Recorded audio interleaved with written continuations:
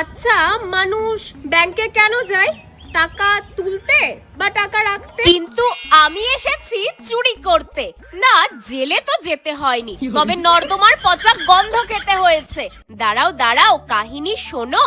তোমরা তো জানোই আমার শকুনের চোখ, শহরের অলিতে গলিতে কোথায় কি আছে সব নজরে থাকে। এবার নজরে পড়েছে একখানা রত্ন। পৌঁছে গেছি আমি আমার ডেস্টিনেশনে। দেখো, চুরি একটু সময় জ্ঞান ধরে করতে হয়। আমি ঠিক ব্যাংক বন্ধ হবার পর চুরি শুরু করব, মানে ওই 5:30 নাগাদ। চলো, মিশন স্টার্ট।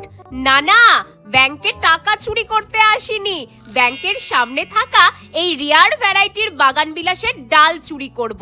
হ্যাঁ, আমাদের মতো গাছপ্রেমীদের কাছে এগুলোই এক একটা রত্ন। বহুদিন ধরে এটাই নজরে ছিল। সামনের নর্দমা টপকে সবার অলক্ষ্যে পটাপট দুটো ডাল ভেঙে নিয়ে রওনা দিয়ে দিলাম বাড়ির উদ্দেশ্যে।